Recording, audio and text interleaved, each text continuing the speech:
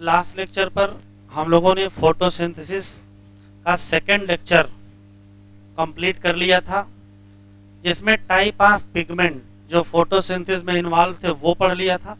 इसके अलावा electron transport का जो फ्लो था कि कहाँ से कहाँ अपहिल होगा, कहाँ से कहाँ डाउनहिल होगा, ये सब भी हम लोगों ने डिस्कस कर लिया था। इवन फोटोलिसिस ऑफ वाटर और उससे जुड़े हुए जो क्वेश्चन थे वो भी डिस्कस हो गए थे। तो आज उसके आगे हम लोग स्टार्ट करते हैं। एक्सपेरिमेंट भी कंप्लीट हो गए हैं। फोटोसिंथेसिस कहाँ होगी, pigment absorption spectrum, action spectrum, light reaction क्या है, इलेक्ट्रॉन ट्रांसपोर्ट, ये सब कंप्लीट हो गया है। आज हम लोग पढ़ेंगे cyclic and non cyclic photophosphorylation. तो ये हेडिंग अभी न डालिएगा, हेडिंग सिर्फ इतना डालिए, इतना, केवल फास्फोराइलेशन। पहले फास्फोराइलेशन समझेंगे, फिर फोटोफॉस्फोराइलेशन समझेंगे, फिर साइक्लिक और नॉन साइक्लिक समझेंगे। तो सिर्फ इतनी हेडिंग डालें, फास्फोराइलेशन। शुरू करें। अभी कुछ लिखेंगे नहीं, देखेंगे।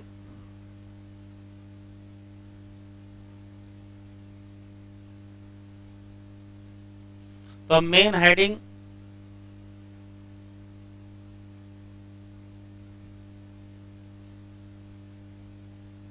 फास्फोराइलेशन है। फास्फो का मतलब होता है फास्फेट, राइलेशन का मतलब होता है जोड़ना। तो यदि किसी मॉलिक्यूल में फास्फेट जोड़ दिया जाए तो उसी को कहेंगे फास्फोराइलेशन। जैसे अगर एडीपी में फास्फेट जोड़ दिया जाए तो भी क्या है, फास्फोराइलेशन। किसी भी मॉलिक्यूल में फास्फेट जोड़ने को क्या कहते हैं, फास्फोराइलेशन। अब क्यों जोड़ेंगे, क्या होगा वो देखें। तो होता यह है कि जितने भी लिविंग ऑर्गेनिज्म हैं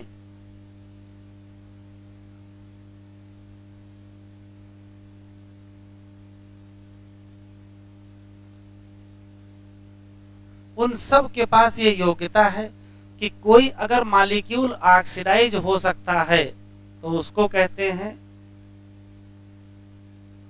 ऑक्सीडाइजेबल कंपाउंड। और इसको ऑक्सीडाइज जब करेंगे तो निकलेगी एनर्जी। अब एनर्जी निकलेगी तो इसको करेंगे स्टोर। अब कहाँ स्टोर करोगे, तो एनर्जी को स्टोर करने का एक ही तरीका है कि इस एनर्जी का इस्तेमाल करके कोई बॉन्ड बना लीजिए। इसका मतलब बॉन्ड एनर्जी के फॉर्म में स्टोर कर लेंगे। इसको स्टोर करेंगे किस फॉर्म में,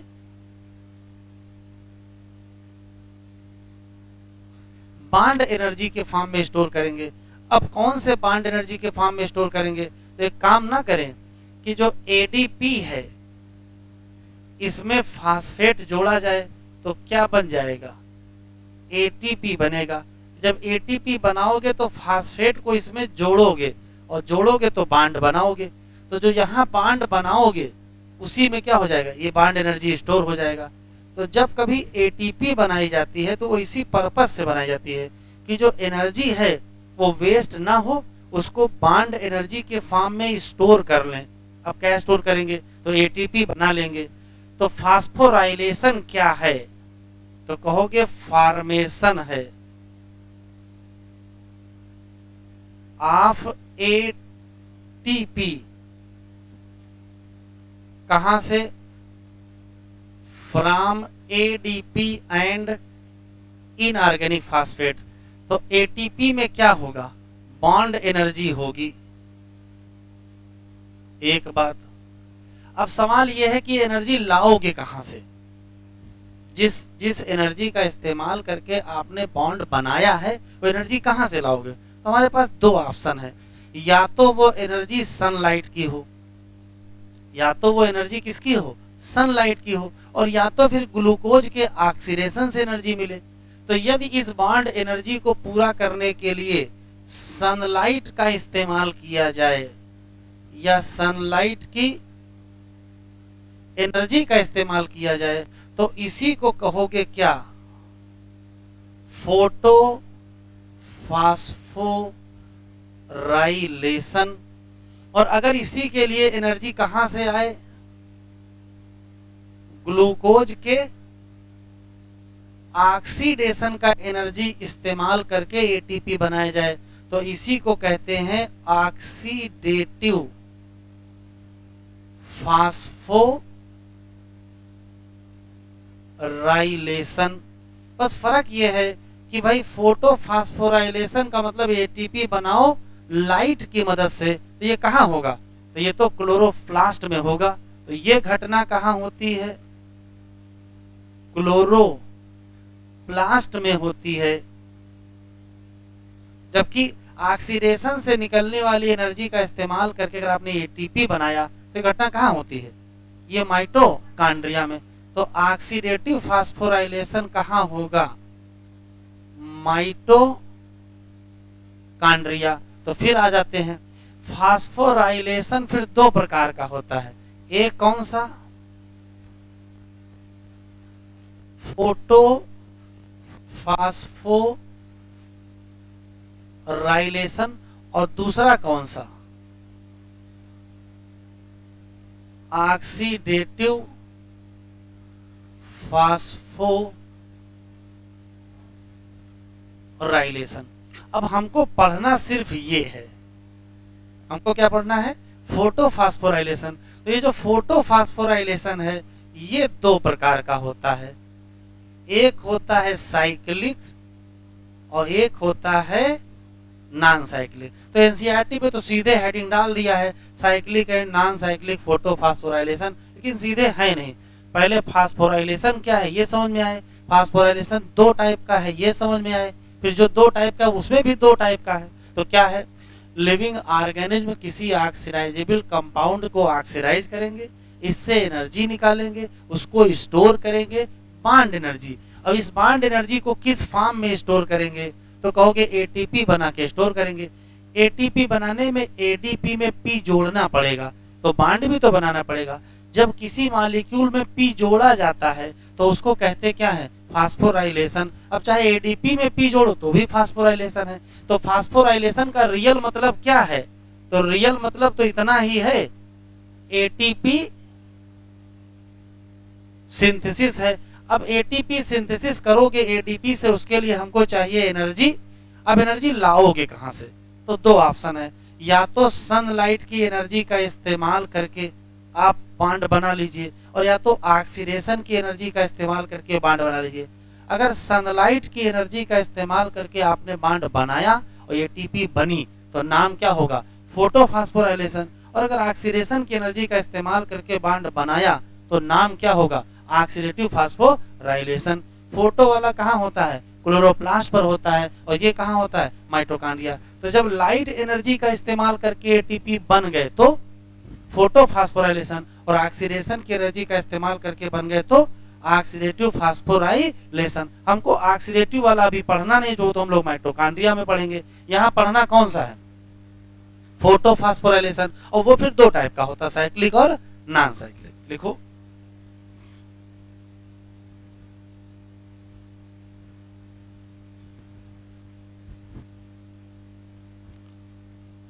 फास्फोराइलेशन का मतलब है लाइट की एनर्जी का इस्तेमाल एटीपी सिंथेसिस में किया जाए, ये फास्फोराइलेशन है। लेकिन जब लाइट की एनर्जी से एटीपी बनवाए जाते हैं तो उसके दो तरीके होते हैं, एक होता है साइक्लिक और एक होता है नॉन साइक्लिक। तो यहाँ हम लोग नॉन साइक्लिक फोटो फास्फोराइलेशन पढ़ेंगे। इसका नाम नॉन साइक्लिक क्यों है वो भी समझ में आ जाएगा। देखो, जैसे मान लेते हैं कि लाइट जिसकी वेवलेंथ 680 नैनोमीटर तक है, तो अगर सिर्फ 680 नैनोमीटर तक होगी तो एक्टिवेट तो दोनों होंगे, लेकिन पहले यही एक्टिवेट हो जाएगा। क्यों, क्योंकि इसकी अपर लिमिट ही 680 है, इसको अपर लिमिट मिल जाएगा, ये खुश हो जाएगा तो एक्साइट हो जाएगा, एक्साइट हो जाएगा तो इलेक्ट्रॉन निकल जाएगा। जैसे एक इलेक्ट्रॉन निकलेगा कोई ना कोई उसको रिसीव करेगा, उसको इलेक्ट्रॉन एक्सेप्टर कहते हैं। तो यहाँ इलेक्ट्रॉन एक्सेप्टर कौन है, तो प्लास्टोक्यूनॉन, जिसको शॉर्ट फॉर्म में पीक्यू भी कहते हैं, ये एनसीईआरटी में लिखा हुआ है। प्लास्टोक्यूनॉन की खास बात यह है कि जैसे मान लेते कोई ये मॉलिक्यूल पीक्यू है अगर इसकी तरफ इलेक्ट्रॉन आए तो ये क्या हो जाएगा, रिड्यूस हो जाएगा, लेकिन इलेक्ट्रॉन रखेगा नहीं, ये इलेक्ट्रॉन रिलीज भी कर देगा, तो क्या हो जाएगा, ऑक्सीडाइज हो जाएगा। इसका मतलब प्लास्टोक्विनोन का क्या हुआ, ऑक्सीडेशन भी हुआ, रिडक्शन भी हुआ, तो रिडॉक्स हुआ। ये हाई रिडॉक्स पोटेंशियल पर पाया जाता है, ये इससे पहले वाले लेक्चर पर बताए थे। तो हाई रिडॉक्स पोटेंशियल पर जब कभी इलेक्ट्रॉन जाता है तो उसको क्या कहते हैं, अपहिल। तो यहां से यहां तक क्या हुआ, अपहिल, ये पहले बता चुके हैं। इसके बाद यहां से इलेक्ट्रॉन जाएगा एक कॉम्प्लेक्स को जिसका नाम साइटोक्रोम B6 साइटोक्रोम F है। साइटोक्रोम B6 और साइटोक्रोम F से जब इलेक्ट्रॉन गुजर रहा था तभी क्या बन जाएगा, ATP बन जाएगा। कैसे, वो भी आगे पढ़ेंगे। उसके बाद इलेक्ट्रॉन साइटोक्रोम F से मिल जाएगा प्लास्टोसाइनिन को, और प्लास्टोसाइनिन को शॉर्ट फॉर्म में PC कहते हैं। ये इलेक्ट्रॉन दे देगा किसको, पिगमेंट सिस्टम 1 को। ठीक है, हो सकता है लाइट कहां तक मिल जाए, 700 नैनोमीटर तक मिल जाए, तो ये भी एक्साइट हो जाएगा। ये एक्साइट हो जाएगा, इलेक्ट्रॉन को एक्सेप्ट किया जाएगा। तो इसका रियल में इलेक्ट्रॉन एक्सेप्टर तो फेरिडॉक्सिन ही है, लेकिन उससे पहले आयरन सल्फर कॉम्प्लेक्स। तो अगर क्वेश्चन पूछा जाए PS1 से जो इलेक्ट्रॉन निकलता है उसका प्राइमरी इलेक्ट्रॉन एक्सेप्टर कौन है, एक ऑप्शन आयरन सल्फर मिले, एक ऑप्शन फेरिडॉक्सिन, तो आयरन सल्फर लगाइएगा। लेकिन आयरन सल्फर ऑप्शन में ही ना हो तो फेरिडॉक्सिन लगाइएगा। ठीक है, फेरिडॉक्सिन को शॉर्ट फॉर्म में FD कहते हैं। ये यहां से यहां जो इलेक्ट्रॉन जाएंगे वो अपहिल होगा कि डाउनहिल, तो यहां से यहां तक अपहिल, और यहां से यहां तक बेटा जो आया है ये डाउनहिल आया है। ठीक है, फिर ये क्या करेगा, इलेक्ट्रॉन को दे देगा किसको, FNR। इसका फुल फॉर्म यहां लिख लीजिए, FNR, ये है फेरिडॉक्सिन NADP रिडक्टेज एंजाइम, ये एंजाइम है। जैसे इसको FNR को इलेक्ट्रॉन मिलेगा वो किसको दे देगा, NADP प्लस, और NADP प्लस रिड्यूस करके किसमें कन्वर्ट हो जाएगा, NADPH प्लस H प्लस। ये H प्लस जो यूज हुए हैं, यहाँ H प्लस यूज हुए हैं कहां से, तो कहोगे फ्रॉम स्ट्रोमा। अभी आगे हम लोग पढ़ेंगे, स्ट्रोमा के H प्लस यूज करके ये रिडक्शन हो गया। तो जब पूरी कहानी चली तो यहां से इलेक्ट्रॉन निकला, ऐसे होते हुए यहां पहुंच के इस्तेमाल हो गया। क्या कोई भी इलेक्ट्रॉन किसी फोटो सिस्टम के पास वापस आया, नहीं। इसका जो निकला वो यहां यूज हो गया, और इसका जो निकला वो यहां चला गया। किसी का इलेक्ट्रॉन किसी के पास वापस नहीं आया, क्योंकि इलेक्ट्रॉन का साइक्लिक फ्लो नहीं हो रहा है, इलेक्ट्रॉन वापस नहीं आ रहा है। इसी नाते इसका नाम क्या रखना पड़ा, नॉन साइक्लिक। इसमें ATP बन गया तो नाम क्या रखना पड़ा, फोटोफास्फोराइलेशन। लेकिन इसमें NADPH भी तो बना है। तो जब नॉन साइक्लिक फोटोफास्फोराइलेशन होता है तो कुछ गिनती के सवाल हमको याद रखने। पहला, ये ऐसी स्थिति है जिसमें दोनों फोटो सिस्टम काम करते हैं। पहले कौन काम करता है, PS2, फिर कौन काम करता है, PS1। इसमें जो इलेक्ट्रॉन है वो किसी भी फोटो सिस्टम के पास वापस लौट के नहीं आता है, इसी नाते नाम नॉन साइक्लिक है। इस पूरे सिस्टम में क्या क्या क्या बनता है, तो कहोगे ATP बनता है, NADPH भी बनता है, या इसको NADPH2 भी कहते हैं। लेकिन एक चीज और हुई है, क्या, PS2 पर वाटर की स्प्लिटिंग हुई है। इलेक्ट्रॉन तो इसी को मिल गया, लेकिन प्रोटॉन फाइनली कहां जाकर के उसी में यूज हो गए, और जो ऑक्सीजन वो भी तो रिलीज हुई। तो नॉन साइक्लिक फोटोफास्फोराइलेशन की दो और विशेषताएं हैं। इसमें स्प्लिटिंग ऑफ वाटर होता है, ये एक विशेषता। इसमें स्प्लिटिंग ऑफ वाटर का रिजल्ट है ऑक्सीजन रिलीज होती है, वो तो बड़ा इंपॉर्टेंट प्रोडक्ट है फोटोसिंथेसिस का, वो भी रिलीज होता है। तो फोटोलिसिस ऑफ वाटर होगी, ऑक्सीजन रिलीज होगी, ATP बनेगा, NADPH2 बनेगा। ये सारी कहानी किसकी है, तो आंसर देंगे क्या, नॉन साइक्लिक फोटोफास्फोराइलेशन। आखिरी सवाल, जो नॉन साइक्लिक फोटोफास्फोराइलेशन है ये लाइट रिएक्शन का पार्ट है, और लाइट रिएक्शन कहां चलती हैं, लाइट रिएक्शन चलती है मेम्ब्रेन सिस्टम पर, और मेम्ब्रेन सिस्टम में आते हैं ग्रेना लैमेली और स्ट्रोमा लैमेली। तो सवाल ये है कि नॉन साइक्लिक फोटोफॉस्फोराइलेशन किस मेम्ब्रेन पर चलेगा, ग्रेना लैमेली की मेम्ब्रेन पर कि स्ट्रोमा लैमेली की मेम्ब्रेन पर कि दोनों पर? आंसर पहले दे दो, सोचो वोचो ना। नॉन साइक्लिक फोटोफॉस्फोराइलेशन कहाँ चलेगा? पहला ऑप्शन ग्रेना लैमेली की मेम्ब्रेन पर, दूसरा स्ट्रोमा लैमेली की मेम्ब्रेन पर, तीसरा दोनों की मेम्ब्रेन पर। तो सिर्फ ग्रेना लैमेली की मेम्ब्रेन पर चलेगा, स्ट्रोमा लैमेली की मेम्ब्रेन पर नहीं चलेगा। तो आपकी तरफ सवाल होगा ऐसा क्यों? तो क्यों, सुने ध्यान से। अगर हम नॉन साइक्लिक फोटोफॉस्फोराइलेशन चलाना चाहते हैं तो उसकी दो शर्तें हैं। पहली शर्त है कि मेम्ब्रेन के पास PS2 और PS1 दोनों होने चाहिए। है पहली शर्त की नहीं है? अगर दोनों में से एक भी एब्सेंट हो जाए तो नहीं चलेगा। स्ट्रोमा लैमेली पर PS2 नहीं पाया जाता है। जब PS2 पाया ही नहीं जाता है तो क्या चलाओगे? नहीं चलाओगे। अच्छा, एक और शर्त है, इस पूरी कहानी में ये एंजाइम भी तो यूज हो रहा है, FNR ferredoxin NADP reductase enzyme. ये एंजाइम भी स्ट्रोमा लैमेली पर नहीं पाया जाता है। तो नॉन साइक्लिक कहाँ चलेगा? ग्रेना लैमेली पर। कहाँ नहीं चलेगा? स्ट्रोमा लैमेली पर। क्यों? तो कहोगे ग्रेना लैमेली पर PS1 PS2 दोनों हैं और NADP रिडक्टेज भी है, जबकि स्ट्रोमा लैमेली पर PS2 नहीं है, केवल क्या है? PS1 है, और NADP रिडक्टेज भी क्या है? एब्सेंट है। Concept clear? लिखो।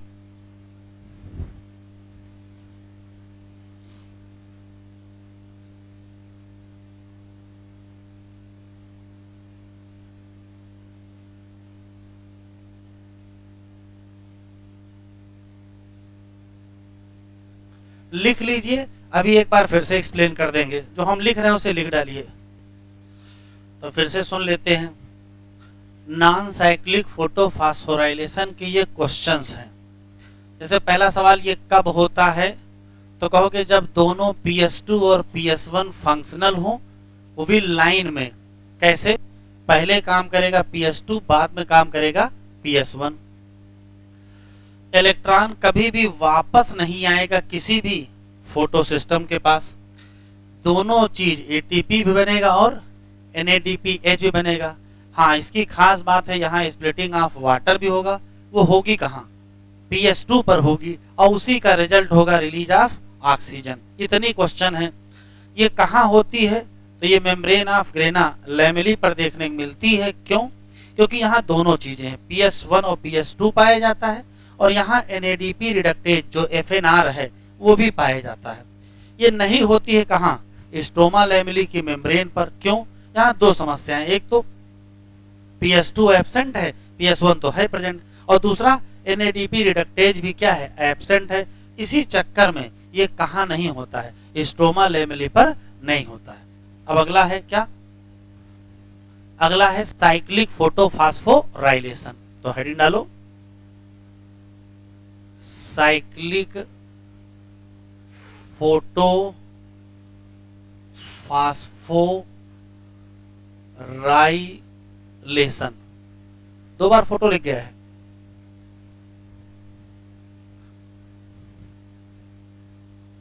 साइक्लिक फोटोफॉस्फोराइलेशन जो फ्लो चार्ट है बना लीजिए, फिर एक्सप्लेन करते हैं।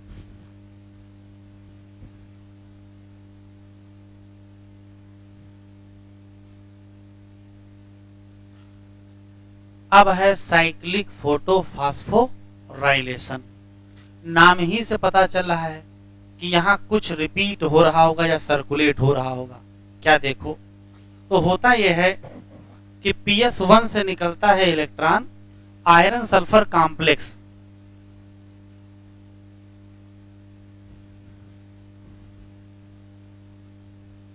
से होते हुए कहां चला गया? फेरिडॉक्सिन।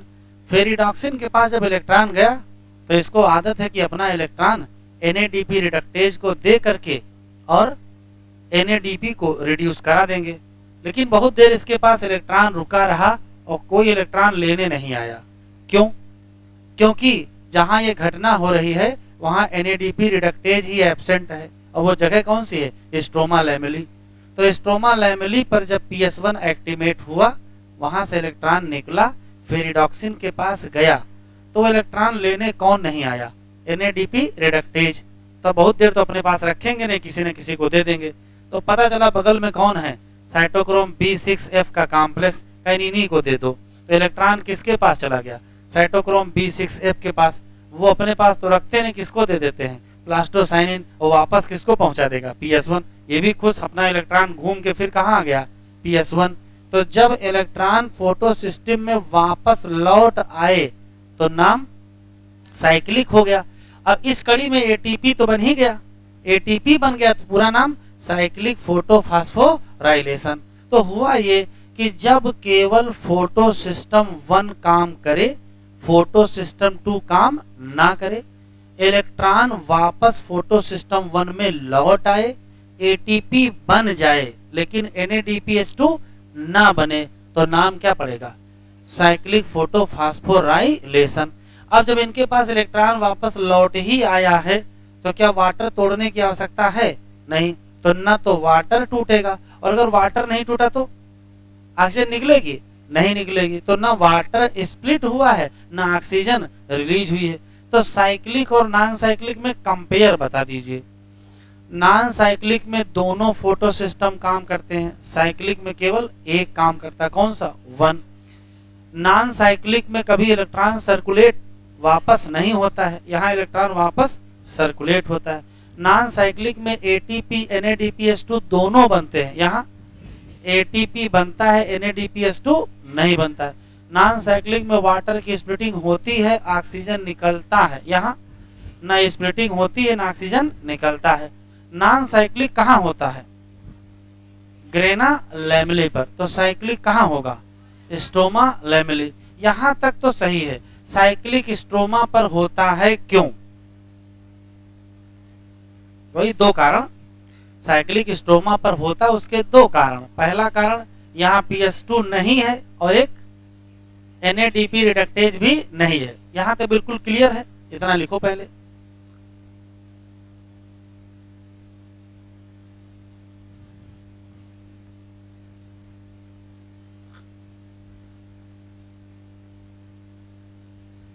लिख डालिए, फिर एक बार फिर से सुना देंगे।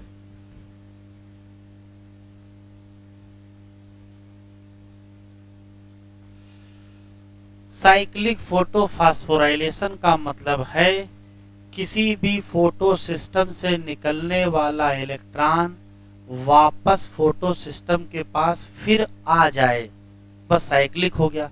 इस दौरान अगर ATP बन जाए तो साइक्लिक फोटोफॉस्फोराइलेशन कहेंगे। PS1 से इलेक्ट्रॉन निकला, आयरन सल्फर पर गया, फिर रिडॉक्सिन पर गया, लेकिन बगल में NADP रिडक्टेज एंजाइम नहीं है, तो मजबूरी में इसने किसको दे दिया? साइटोक्रोम B6 को दे दिया, फिर उसने F को दे दिया, उसने प्लास्टोसाइनिन को दे दिया, और वापस PS1 पर आ गया। तो इलेक्ट्रॉन तो वापस आ गया और ये ATP बन गई, तो अच्छी बात है। क्या नहीं बन पाया?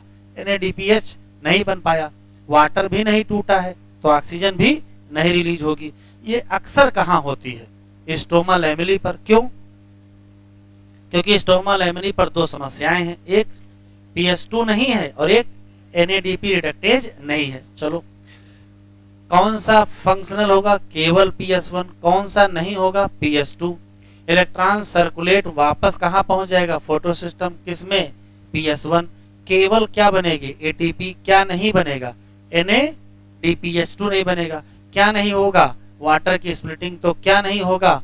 Oxygen release. इन जनरल कहां होता है? Stroma lamellae. और क्यों? तो क्यों के 2 कारण हैं। कौन कौन से?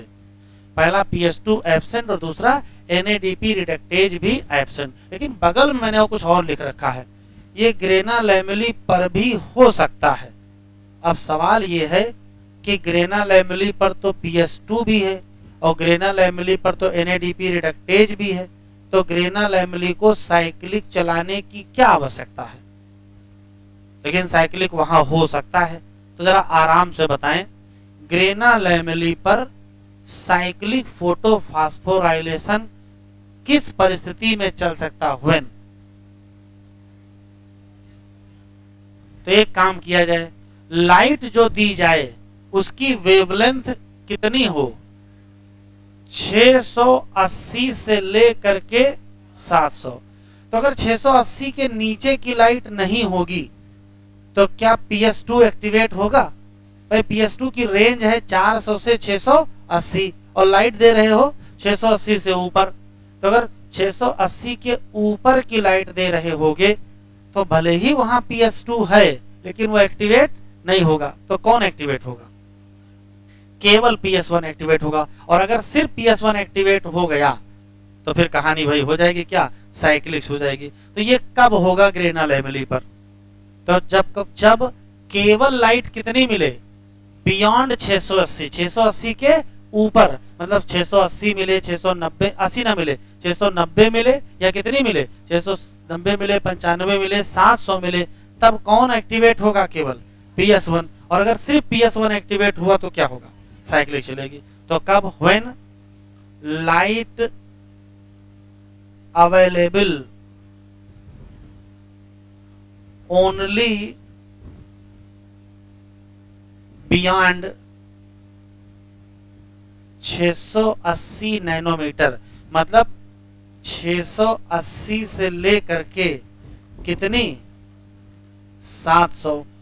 अगर इतनी लाइट मिलेगी तो सिर्फ और सिर्फ कौन सा चलेगा, साइक्लिक ही चलेगा, नॉन साइक्लिक चलने की संभावना नहीं होगी। तो अगर किसी पौधे पर लाइट डाली जाए 680 से ऊपर की, तो बताओ कौन सी फोटोफॉस्फोराइलेशन होगा? तो सिर्फ साइक्लिक होगा। हाँ, 680 के ऊपर की भी डाली जाए और 680 के नीचे की भी डाली जाए तो फिर दोनों स्टार्ट हो जाएंगे। 80 के नीचे डालोगे तो PS2 भी काम करेगा, 80 के ऊपर भी डालोगे तो PS1 भी काम करेगा, दोनों काम करेंगे तो क्या हो जाएगा, नॉन साइक्लिक चलेगा। बढ़ा लो। क्लियर है यहां तक? दो क्वेश्चन और स्पष्ट लिख लेते हैं। यहां तक हो गया है? जरा बताओ, ग्रेना लैमेली पर कौन सा होता है, साइक्लिक कि नॉन साइक्लिक? तो अभी पढ़े हैं कि ज्यादातर यहां क्या चलता है, नॉन साइक्लिक, लेकिन कभी कभार क्या चल सकता है, साइक्लिक। अच्छा, स्ट्रोमा लैमेली पर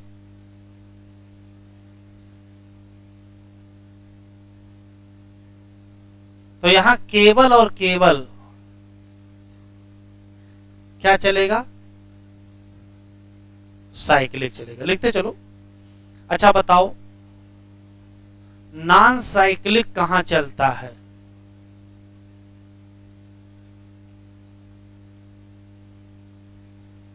ओनली एट ग्रेना लैमेली। अच्छा, साइक्लिक कहां चलता है? बोथ, मेनली कहां चलता है ये?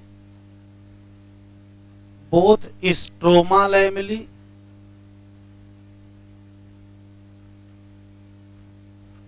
And grana lamellae. ये स्पेशल सवाल है, दो तरीके से पूछे जाएंगे। या तो क्वेश्चन ये दिया होगा तो ऑप्शन ये होंगे, या तो क्वेश्चन ये होंगे तो ऑप्शन ये होंगे। ग्रेना पर क्या चलेगा? तो ज्यादातर नॉन साइक्लिक चलेगा, लेकिन साइक्लिक चल सकता है। और स्ट्रोमा पर केवल साइक्लिक चलेगा। अच्छा, नॉन साइक्लिक कहां चलेगा? तो नॉन साइक्लिक केवल ग्रेना चलेगा। और साइक्लिक कहां चलेगा? तो ज्यादातर स्ट्रोमा चलेगा, लेकिन कभी कभार ग्रेना भी चल सकता है। जितने इलेक्ट्रॉन कैरियर पढ़े हो, ठीक है, जैसे PQ का फुल फॉर्म प्लास्टो क्विनॉन, और FD का फुल फॉर्म फेरिडॉक्सिन, और PC का फुल फॉर्म प्लास्टोसाइनिन, इसमें से कॉपर कंटेनिंग कौन है? तो साइनिन का मतलब ही होता है क्या, कॉपर कंटेनिंग। तो कॉपर कंटेनिंग इलेक्ट्रॉन कैरियर का नाम प्लास्टोसाइनिन। अच्छा, आयरन कंटेनिंग कौन है? आयरन कंटेनिंग, तो आयरन कंटेनिंग 3 है, कौन कौन से? आयरन कंटेनिंग है साइटोक्रोम, आयरन कंटेनिंग है फेरिडॉक्सिन और आयरन सल्फर कॉम्प्लेक्स। लिखो, नोट करके लिख लो, ये स्पेशल सवाल है। कॉपर कंटेनिंग,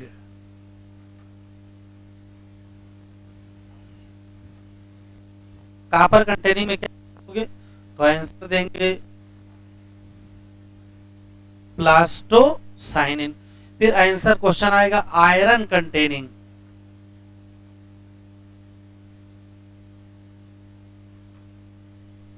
तो आंसर क्या दोगे? 3 फेरिडॉक्सिन और साइटोक्रोम और आयरन सल्फर कॉम्प्लेक्स। अच्छा, एक और नोट बता दो, NADP का फुल फॉर्म क्या है? ना जाने आज क्या लिख देंगे? NADP का फुल फॉर्म ना जाने आज कितना दिमाग पकाओगे।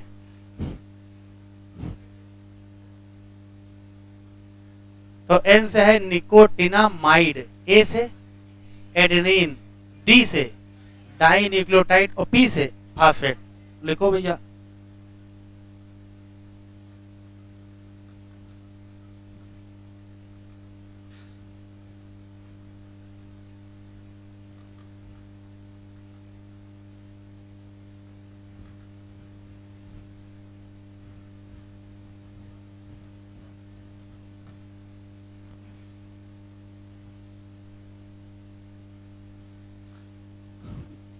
तीन रटने वाले सवाल। PS2 से निकलने वाले इलेक्ट्रॉन का प्राइमरी इलेक्ट्रॉन एक्सेप्टर कौन है? प्लास्टोक्विनोन। ये सही है। अगर ये ऑप्शन में ना मिले तो आयरन सल्फर मत लगा देना ना, और अच्छा आगे बढ़ा दोगे। Very good. अगर वो ऑप्शन में ना मिले तो एक आंसर मिलेगा फियोफाइटिन। हम लोगों के टाइम वही लिखाया जाता था, अभी वो दिया नहीं है इसमें तो कोई बात नहीं, तो अगर वो ना मिले तो फियोफाइटिन लगाएंगे, भी लिखाएंगे। अच्छा, PS2 के बाद PS1 का प्राइमरी इलेक्ट्रॉन एक्सेप्टर, तो या तो आयरन सल्फर कॉम्प्लेक्स और या तो फेरिडॉक्सिन। तो 2 लाइनें और लिख लीजिए, बढ़ाए आगे।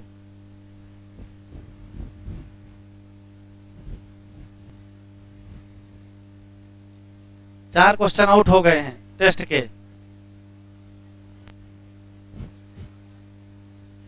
चलिए, हेडिंग कड़ी है क्या? साइक्लिक और non cyclic. Living organism have capability of extracting energy कहां से कहां? ऑक्सीडाइबल सब्सटेंस, और उसको स्टोर करो किस फॉर्म में? Bond energy. एक स्पेशल सब्सटेंस जिसका नाम ATP, वही इस एनर्जी को कैरी करेगा कहां? अपने बॉन्ड में। वह प्रोसेस जिससे ATP बन जाए उसका नाम क्या रखोगे? फास्फोराइलेशन। कहां होगा? या तो माइटोकॉन्ड्रिया और या तो क्लोरोप्लास्ट। अब फोटो वाला कहां होगा? तो फोटो फास्फोराइलेशन का मतलब ATP बनाओ कहां से? ADP से और इनऑर्गेनिक फास्फेट से। किसके प्रेजेंस में? लाइट। सही बात है। जब दोनों फोटो सिस्टम काम करें सीरीज में, पहले PS2 फिर PS1, तो प्रोसेस का नाम, इस द 2 फोटो सिस्टम आपस में जुड़े होंगे इलेक्ट्रॉन ट्रांसपोर्ट चेन, जो पहले हम पढ़ रहे हैं जेड स्कीम में। यहाँ ATP भी बनेगा और NADPH भी बनेगा। ठीक है, this kind of electron flow. लेकिन जब कभी केवल PS1 फंक्शनल हो तो electron circulate with in the photo system, उसी में घूमता रहेगा और फास्फोराइलेशन भी हो जाएगा। तो इसको हम कहेंगे क्या? Cyclic photophosphorylation. कह रहा है इसकी पॉसिबल लोकेशन कहाँ है? तो इसकी बढ़िया लोकेशन यही है, स्ट्रोमा लैमेली। क्यों? तो देखो यहाँ दिया है, जो मेम्ब्रेन होती है लैमेली किसकी, ग्रेना की, उसमें क्या है, PS1 भी है और PS2 भी है। जबकि स्ट्रोमा लैमेली की मेम्ब्रेन की अगर हम बात करें तो वहां क्या नहीं है, और क्या नहीं है, NADP रिडक्टेज नहीं है। एक्साइटेड इलेक्ट्रॉन फिर क्या करेगा, वो नहीं जाएगा NADP प्लस तक। अब जब NADP प्लस तक जाएगा नहीं तो ये घूम करके वापस कहाँ आ जाएगा, PS1 पर आ जाएगा। इलेक्ट्रॉन ट्रांसपोर्ट चेन से cyclic flow of hence result only in क्या, सिंथेसिस ऑफ ATP, लेकिन क्या नहीं बनाएगा, NADPH। Cyclic photophosphorylation also occur when क्या लिखा है, only light of wavelength beyond 680 nanometer available for excitation. अगर 680 के ऊपर की ही लाइट है तो चाहे स्ट्रोमा लैमेली हो चाहे ग्रेना लैमेली, एक ही चलेगा, क्या, साइक्लिक कि नॉन साइक्लिक, साइक्लिक। चलो, बड़ी मुश्किल से ये समझ में आया है कि ATP बनता है कब, जब इलेक्ट्रॉन फ्लो करता है साइटोक्रोम B6F कॉम्प्लेक्स से। ये जल्दी ही आपका भ्रम खत्म हो जाएगा कि इससे पहले जो पढ़े वो कुल गलत। नई कॉन्सेप्ट आ गया, कौन सा, केमी ऑस्मोटिक। केमी ऑस्मोटिक कहता नहीं, ऐसे ATP नहीं बनता जैसे तुम बता रहे हो कि आप इलेक्ट्रॉन यहां से वहां घुमाते रहो ATP बनाते रहो, ऐसे बनता ही नहीं है। तो इसका ये मतलब नहीं कि हम गलत पढ़ाए जा रहे थे, जो पढ़ा रहे थे वो भी सही पढ़ा रहे थे, ठीक है। तो बनता कैसे है, तो बनता कैसे है, तो मिचेल नाम के एक वैज्ञानिक हैं, उन्होंने इसको एक्सप्लेन किया है, क्या, केमी ऑस्मोटिक हाइपोथेसिस। सिर्फ एक लाइन का कॉन्सेप्ट है, क्या, ATP बनने का जो मॉडर्न एक्सप्लेनेशन है। ATP कैसे बनता है रियल में अभी तक किसी को नहीं पता है। क्यों? अगर रियल में पता होता तो ये सिद्धांत तो होता, हाइपोथेसिस ना होती। अभी तो अंदाजा है, हो सकता है तुम्हारे बुढ़ापे तक कोई नया कॉन्सेप्ट आ जाए, ठीक है। जैसे हम लोग जब तैयारी कर रहे थे तो ये नहीं पढ़ाया जाता था, केमी ऑस्मोटिक हाइपोथेसिस था ही नहीं सिलेबस में, ये अभी सिलेबस में आया। कहने का मतलब है कि जब हम तैयारी कर रहे थे तो ATP दूसरे तरीके से बनती थी, जब तुम कर रहे हो तो दूसरे तरीके से बन रही है, और जब तुम्हारे बच्चे करेंगे तो तीसरे तरीके से बनेगी, ठीक है। तो अभी ATP किस तरीके से बन रही है, केमी ऑस्मोटिक। तो एक लाइन का कॉन्सेप्ट है, ATP बनने की जो मैकेनिज्म है उसको एक्सप्लेन करते हैं किससे, केमी ऑस्मोटिक हाइपोथेसिस। तो हेडिंग डालो, केमी ऑस्मोटिक हाइपोथेसिस। और इसमें हम जरा कुछ लिख रहे हैं, पहले वो लिख डालो फिर बताते हैं।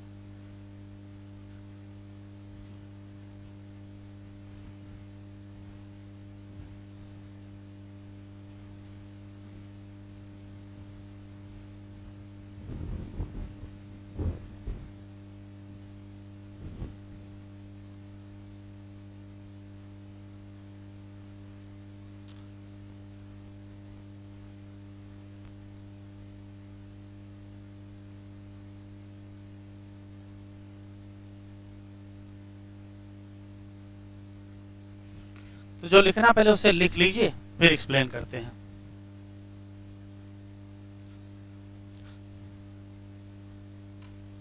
केमी ऑस्मोटिक हाइपोथेसिस क्या है, तो हाइपोथेसिस का मतलब अपना मत। तो वैज्ञानिकों का अपना एक मत है, किसका, कि ATP कैसे बनेगी।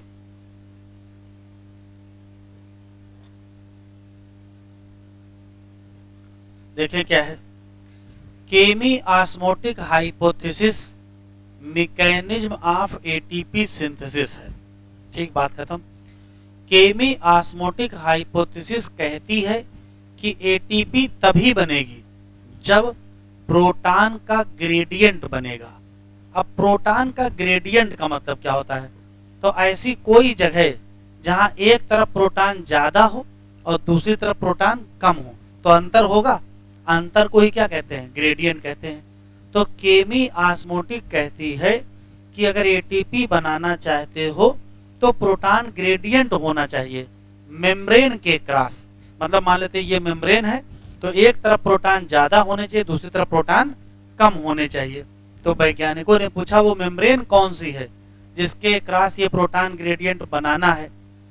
तो सवाल का जवाब ये है कि देखो एटीपी दो जगह बनती है, एक बनती है माइटोकॉन्ड्रिया में, एक बनती है क्लोरोप्लास्ट में। अगर क्लोरोप्लास्ट में एटीपी बनाना चाहते हो तो वो मेम्ब्रेन थाइलेक्वाइड की मेम्ब्रेन होगी। थाइलेक्वाइड की मेम्ब्रेन की एक तरफ ज्यादा एक तरफ कम। और अगर वो माइटोकॉन्ड्रिया है जहां एटीपी बन रही है तो वो मेम्ब्रेन माइटोकॉन्ड्रिया की इनर मेम्ब्रेन होगी। तो पूरी बात ये है, हमको देखो पीछे ने देखो क्या लिखा है, केमी ऑस्मोटिक हाइपोथेसिस कहती है कि एटीपी तब बनेगी जब प्रोटॉन का ग्रेडियंट होगा अक्रॉस द मेम्ब्रेन। मेम्ब्रेन कौन सी? तो कहोगे दो जगह एटीपी बनना तो दो मेम्ब्रेन। अगर माइटोकॉन्ड्रिया में बनना है तो इनर माइटोकॉन्ड्रियल मेम्ब्रेन होगी, और अगर क्लोरोप्लास्ट में बनना है तो थाइलेक्वाइड की मेम्ब्रेन होगी। मेम्ब्रेन के एक तरफ एच ज्यादा होंगे और एक तरफ एच कम होंगे। कैसे देखो तो क्या है, ये मैकेनिज्म ऑफ एटीपी सिंथेसिस है।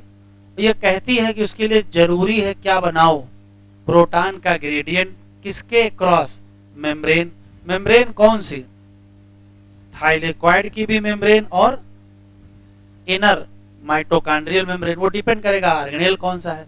जैसे यहां आ जाओ, मान लेते हैं कि ये क्लोरोप्लास्ट है, तो ये क्लोरोप्लास्ट की मेम्ब्रेन है, उसके अंदर ये थाइलेक्वाइड है इतना बड़ा, तो थाइलेक्वाइड की मेम्ब्रेन है। थाइलेक्वाइड की मेम्ब्रेन के अंदर की जो जगह उसको ल्यूमेन कहते हैं, और इसके बाहर जो जगह होती है इसे स्ट्रोमा कहते हैं। यहाँ H+ लो होते हैं, यहाँ H+ हाई होते हैं। दोनों का जो अंतर होगा उसी को क्या कहोगे, प्रोटॉन ग्रेडियंट। अभी हमने ये नहीं बताया है कि यहाँ हाई क्यों होते हैं, यहाँ लो क्यों होते हैं, वो भी आपको एक्सप्लेन करेंगे।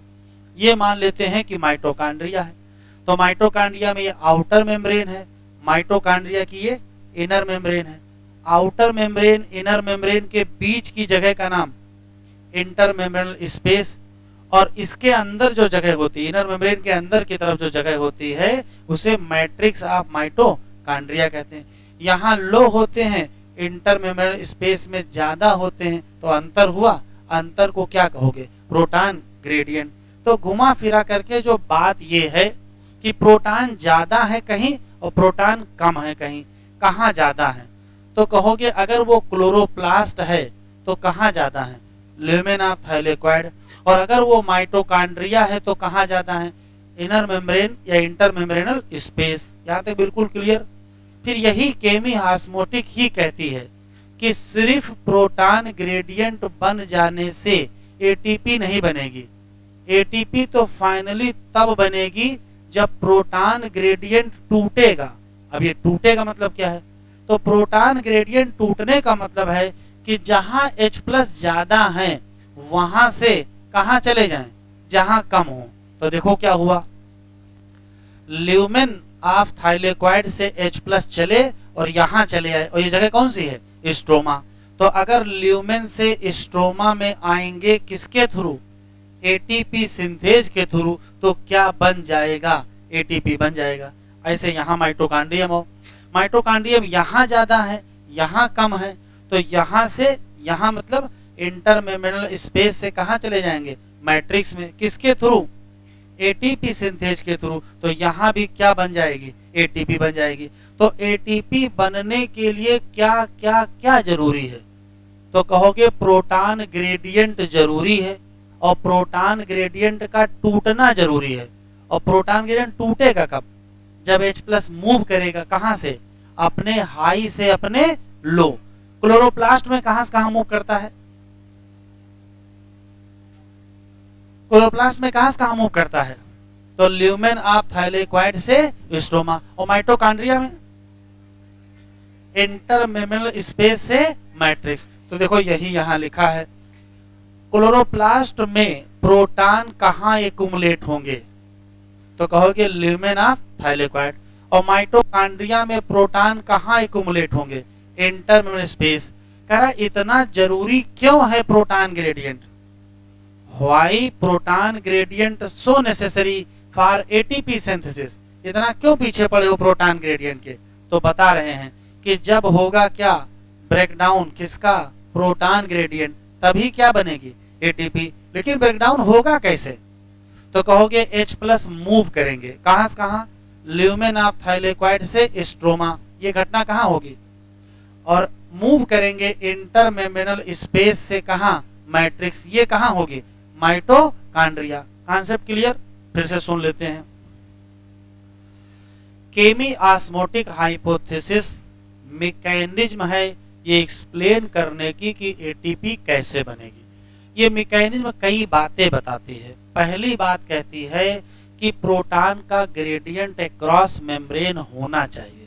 लोगों ने पूछा मेम्ब्रेन कौन सी है, तो मेम्ब्रेन है वो थाइलेक्वाइड की मेम्ब्रेन, मेम्ब्रेन है वो इनर क्लोरोप्लास्ट मेम्ब्रेन। फिर सवाल ये है कि भाई कहां कहां प्रोटॉन ज्यादा होगा, कहां कहां प्रोटॉन कम होगा। तो अगर वो क्लोरोप्लास्ट है तो ल्यूमेन ऑफ थाइलेक्वाइड में ज्यादा होगा और मैट्रिक्स या स्ट्रोमा में क्या होगा, कम होगा। और अगर वो माइटोकॉन्ड्रिया है तो इंटरमेम्ब्रेनल स्पेस में ज्यादा होगा और मैट्रिक्स में कम होगा। इससे जो अंतर होगा उसी को क्या कहोगे, प्रोटॉन ग्रेडियंट कहोगे। यहाँ तक क्लियर? फिर कह रहा कि आखिर प्रोटॉन ग्रेडियंट के पीछे इतना क्यों पड़े हो, तो फिर यही मैकेनिज्म कह रही है कि वास्तव में एटीपी तब बनेगी जब क्या होगा, प्रोटॉन ग्रेडियंट टूटेगा।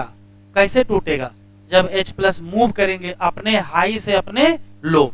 तो कहां से कहां मूव करेंगे, तो कहोगे ल्यूमेन से निकल के किसमें चले जाएंगे, स्ट्रोमा में, क्लोरोप्लास्ट में, तब एटीपी बनेगी। और इंटरमेम्ब्रेनल स्पेस से कहां चले जाएंगे, हैं, मैट्रिक्स में, तब एटीपी बनेगी। यहां तक बिल्कुल क्लियर? तो फाइनली जो मेन समस्या सामने खड़ी है कि अगर यहां H+ हाई ना हो तो क्या यहां अगर H+ यहां हाई ना हो तो क्या यहां से यहां आएंगे, नहीं आएंगे। तो क्या एटीपी बनेगी, नहीं बनेगी। तो मेन टारगेट तो यही है कि यहां H+ क्या होने चाहिए, हाई। वही हाल यहां भी है, अगर यहां हाई ना हो तो जो समस्या यहां वही समस्या यहां होगी। यहां वाली समस्या का हल हम रेस्पिरेशन चैप्टर में पढ़ेंगे कि इंटरमेम्ब्रेनल स्पेस में H+ हाई होते हैं क्यों, ये रेस्पिरेशन चैप्टर में पढ़ेंगे, इसको यहीं छोड़ देंगे। ल्यूमेन ऑफ थाइलेक्वाइड में हाई H+ होते हैं, या कहोगे स्ट्रोमा में लो होते हैं, या कहोगे क्या होता है, प्रोटॉन ग्रेडियंट होता है, ये हम यहीं पढ़ेंगे। तो साइड हेडिंग डालो, mechanism of generation of proton gradient. Mechanism of generation of proton gradient मतलब ऐसा कौन सा तरीका है जिससे ल्यूमेन में H+ ज्यादा हो जाए और स्ट्रोमा में H+ कम हो जाए। मतलब क्या जनरेट हो जाए, प्रोटॉन ग्रेडियंट जनरेट हो जाए। तो कैसे जनरेट होगा ये हमको समझना है। तो mechanism of generation of proton gradient, या ब्रैकेट में लिख दीजिए, mechanism of high H in lumen. बात तो एक ही है, mechanism of high